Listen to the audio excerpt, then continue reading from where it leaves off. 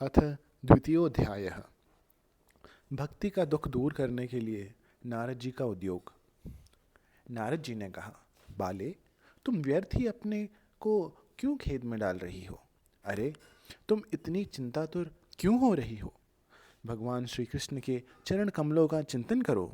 उनकी कृपा से तुम्हारा सारा दुख दूर हो जाएगा। जिन्होंने कौरवों के अत्याचार से द्रौपदी की रक्षा की थी और गोप सुंदरियों को सनाथ किया था, वे श्री कृष्ण कहीं चले थोड़ी ही गए हैं। फिर तुम तो भक्ति हो और सदा उन्हें प्राणों से भी प्यारी हो। तुम्हें बुलाने पर तो भगवान नीचों के घर में भी चले जाते हैं। सत्य, त्रेता और द्वापर, इन तीन गुणों में ज्ञान और वैराग्य मुक्ति के साधन थे, किंतु कलयुग में तो केवल भक्ति ही मोक्ष को प्राप्त कराने वाली है। यह सोचकर ही परमानंद चित्त मूर्ति ज्ञान स्वरूप श्री हरि ने अपने स्वरूप से तुम्हें रचा है। तुम साक्षात श्री कृष्णचंद्र की प्रिया और परम सुंदरी हो। एक बार जब तुमने हाथ जोड़कर पूछा था कि मैं क्या करूं, तब तुम तो भगवान ने तुम्हें यही आज्ञा दी थी कि मेरे भक्तों का पोषण करो। तुमने भगवान की वह आज्ञा स्वीकार कर ली।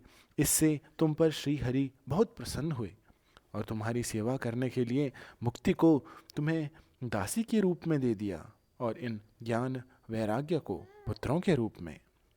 तुम अपने साक्षात स्वरूप से वैकुंठ धाम में ही भक्तों का पोषण करती हो। भूलोक में तो तुम अपनी पुष्टि के लिए केवल छाया रूप धारण कर रखा है। तब तुम मुक्ति, ज्ञान और वैराग्य को साथ लिए पृथ्वी पर आई और सतयुग से द्वापर पर्यंत बड़े आनंद से रही।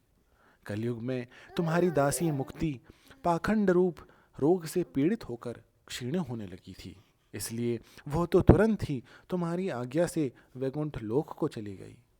इस लोक में भी तुम्हारे स्मरण करने से ही वह आती है और फिर चली जाती है, किंतु इन ज्ञान वैराग्य को तुमने पुत्र मानकर अपने पास ही रख छोड़ा है।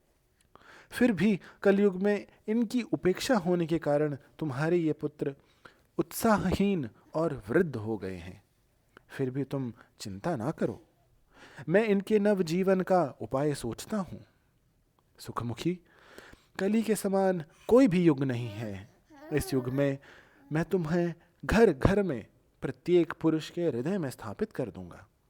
देखो, अन्य सब धर्मों को दबाकर और भक्ति विषयक महोत्सवों को आगे रखकर यदि मैंने लोक में तुम्हारा प्रचार न किया तो मैं हरि का दास नहीं।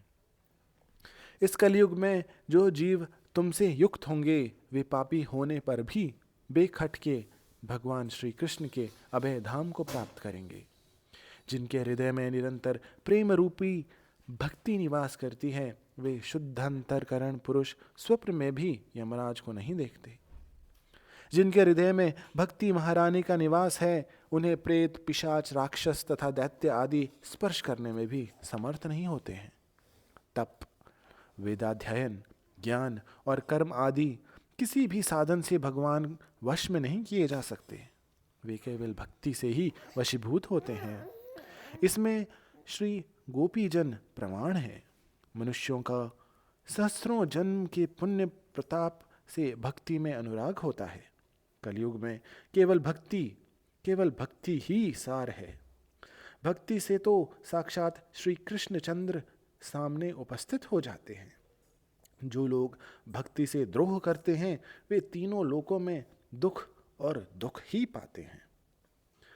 पूर्व काल में भक्ति का तिरस्कार करने वाले दुर्वासा ऋषि को बड़ा कष्ट उठाना पड़ा था। बस व्रत, तीर्थ, योग, यज्ञ और ज्ञान चर्चा आदि बहुत से साधनों की कोई आवश्यकता नहीं है। एकमात्र भक्ति ही मुक्ति देने वाली है। सूत जी कहते हैं, इस प्रकार नारद जी के निर्णय किए हुए अपने महात्म्य को सुनकर भक्ति के सारे अंग पुष्ट हो गए और वह उनसे कहने लगी। भक्ति ने कहा, नारद जी, आप धन्य हैं। आपकी मुझ में निश्चल प्रीति है। मैं सदा आपके हृदय में रहूंगी, कभी आपको छोड़कर नहीं जाऊंगी। साधो, आप बड़े कृपालु हैं। आपने क्षण भर में ही मेरा सारा दुख दूर कर दिया, किंतु अभी मेरे पुत्रों में चेतना नहीं आई है। आप इन्हें शीघ्र ही सचेत कर दीजिए, जगा दीजिए। सूत जी कहते हैं, भक्ति के वचन सुनकर नारद जी को बड़ी करुणा आई और वे उन्हें हाथ से हिला डुलाकर जगाने लगे। फिर उनके कान के पास मुंह लगाकर जोर से कहा, ओ ज्ञान, जल्दी जाग पड़ो। ओ वैराग्य, जल्दी जाग पड़ो। फिर उन्होंने वेद ध्वनि, वेदांत घोष और बार बार गीता पाठ करके उन्हें जगाया। इससे वे जैसे तैसे बहुत जोर लगाकर उठे, किंतु आलस्य के कारण वे दोनों झपझपा लेते रहे, नेत्र उघाड़ कर देख भी नहीं सके। उनके बाल बगुलों की तरह सफ़ेद हो गए थे। उनके अंग प्राय सूखे काठ के समान निस्तेज और कठोर हो गए थे। इस प्रकार भूख प्यास के मारे अत्यंत दुर्बल होने के कारण उन्हें फिर सोते देख नारद जी को बड़ी चिंता हुई और वे सोचने लगे, अब मुझे क्या करना चाहिए। इनकी यह नींद और इससे भी बढ़कर इनकी वृद्धावस्था कैसे दूर हो। शौनक जी इस प्रकार चिंता करते करते वो भगवान का स्मरण करने लगे। उसी समय वह आकाशवाणी हुई कि मुने, खेद मत करो, तुम्हारा यह उद्योग निसंदेह सफल होगा। देवर्षे, इसके लिए तुम एक सत्कर्म करो। वह कर्म तुम्हें संत शिरोमणि महानुभाव बतलाएंगे। उस सत्कर्म का अनुष्ठान करते ही क्षण भर में इसकी नींद और वृद्धावस्था चली जाएगी और सर्वत्र भक्ति का प्रसार होगा। यह आकाशवाणी वहाँ सभी को साफ साफ सुनाई दी।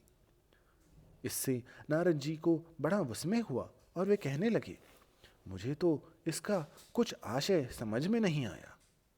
नारद जी बोले, इस आकाशवाणी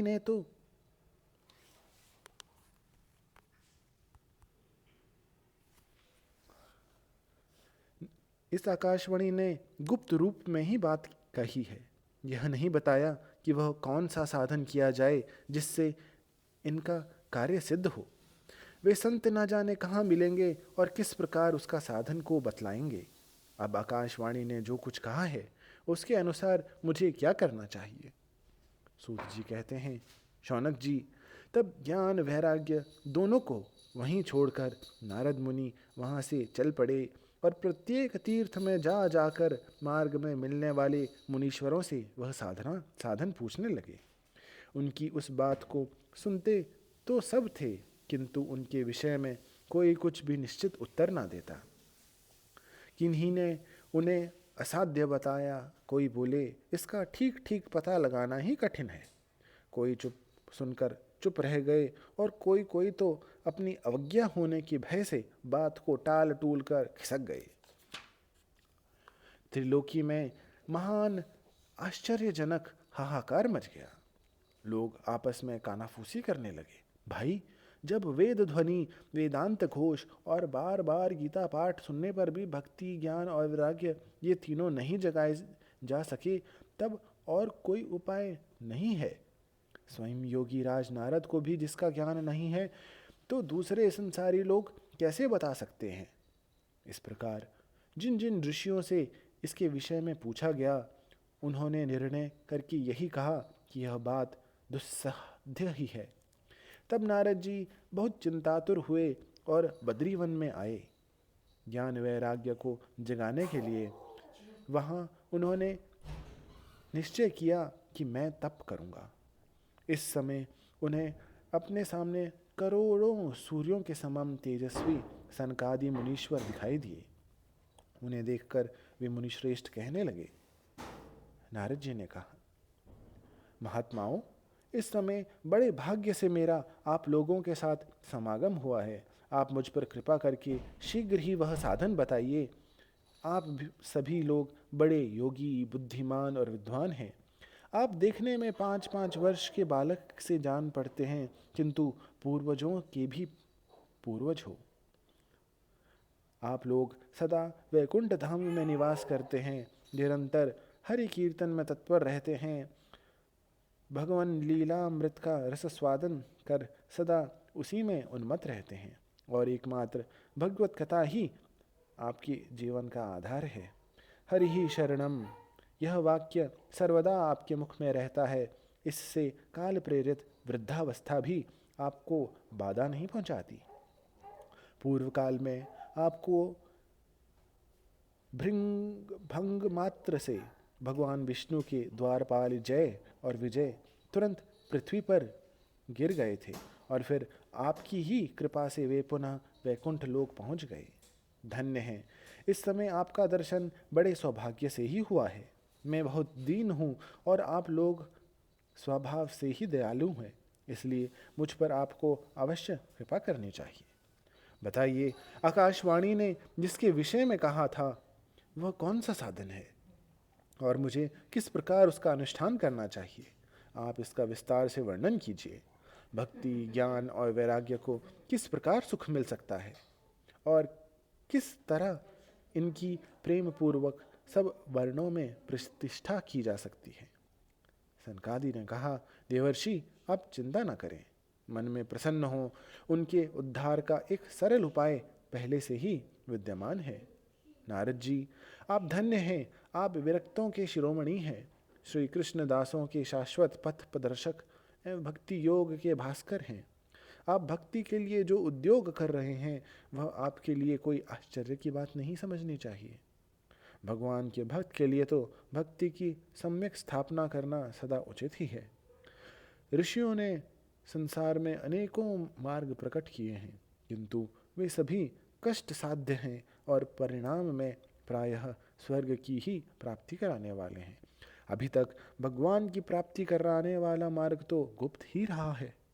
उसका उपदेश करने वाला पुरुष प्रायः भाग्य से ही मिलता है। आपको आकाशवाणी ने जिस सत्कर्म का संकेत किया है उसे हम बतलाते हैं। आप प्रसन्न और समहिचित होकर सुनिए। नारद जी, द्रव्य यज्ञ, तपो यज्ञ, योग यज्ञ और स्वाध्याय रूपी ज्ञान यज्ञ, ये सब तो स्वर्ग आदि की प्राप्ति कराने वाले कर्म की ही ओर संकेत करते हैं। पंडितों ने ज्ञान यज्ञ को ही सत्कर्म का सूचक माना है। वह श्रीमद् भागवत का पारायण है, जिसका गान शुकादि महानुभावों ने किया है। उसके शब्द सुनने से ही भक्ति, ज्ञान और वैराग्य को बड़ा बल मिलेगा। इससे ज्ञान वैराग्य का कष्ट मिट जाएगा और भक्ति को आनंद मिलेगा। सिंह की गर्जन सुनकर जैसे भेड़िए भाग जाते हैं, उसी प्रकार श्रीमद् भागवत की ध्वनि से कलयुग के सारे दोष नष्ट हो जाते हैं। तब प्रेम रस प्रवाहित करने वाली भक्ति, ज्ञान और वैराग्य को साथ लेकर प्रत्येक घर और व्यक्ति के हृदय में क्रीड़ा करेगी।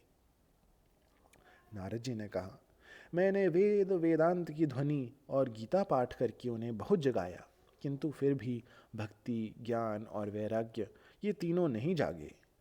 ऐसी स्थिति में श्रीमद् भागवत सुनने से वे कैसे जगेंगे?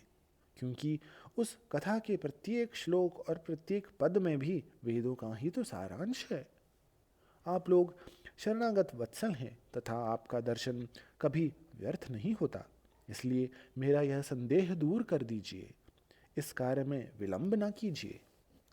सनकादि ने कहा, श्रीमद् भागवत की कथा वेद और उपनिषदों के सार से बनी है, इसलिए उनसे अलग उनकी फल रूपा होने के कारण वह बड़ी उत्तम जान पड़ती है।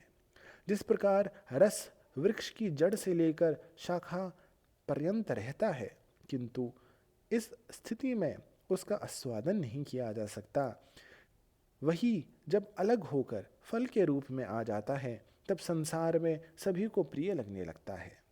दूध में घी रहता ही है, किंतु उस समय उसका अलग स्वाद नहीं मिलता। वही जब उससे अलग हो जाता है तब देवताओं के लिए भी स्वादवर्धक हो जाता है। खांड ईख के ओर, छोर और बीच में भी व्याप्त रहती है, तथापि अलग होने पर उसकी कुछ और ही मिठास होती है। ऐसे ही यह भागवत कथा है। यह भागवत पुराण वेदों के समान है। श्री व्यास देव ने इसे भक्ति, ज्ञान और वैराग्य की स्थापना के लिए ही प्रकाशित किया है। पूर्व काल में जिस समय वेद वेदांत के पारगामी और गीता के भी रचना करने वाले भगवान व्यासदेव खिन्न होकर अज्ञान समुद्र में गोते खा रहे थे, उस समय आपने ही उन्हें 4 श्लोकों में इसका उपदेश दिया था। उससे सुनते ही उनकी सारी चिंता दूर हो गई थी। फिर इसमें आपको आश्चर्य क्यों हो रहा है? जो आप हमसे प्रश्न कर रहे हैं, आपको उन्हें शोक और दुख का विनाश करने वाला श्रीमद् भागवत पुराण ही सुनाना चाहिए। नारद जी ने कहा, महानुभावों, आपका दर्शन जीव के संपूर्ण पापों को तत्काल नष्ट कर देता है और जो संसार दुख रूप दानव से तपे हुए हैं उन पर शीघ्र ही शांति की वर्षा करता है। आप निरंतर शेष जी के सहस्रों मुखों से गाए हुए भगवत कथामृत का ही पान करते रहते हैं। मैं प्रेम लक्षणा भक्ति का प्रकाश करने के उद्देश्य से आपकी शरण लेता हूँ। जब अनेकों जन्मों के संचित पुण्य पुंज का उदय होने से मनुष्य को सत्संग मिलता है, तब वह उसके अज्ञान जनित मोह और मदरूप अंधकार का नाश करके विवेक उदय होता है। इति श्री पद्म पुराणे उत्तरखंडे श्रीमद्भागवत महात्म्ये कुमार नारद संवादो नाम द्वितीयोऽध्यायः।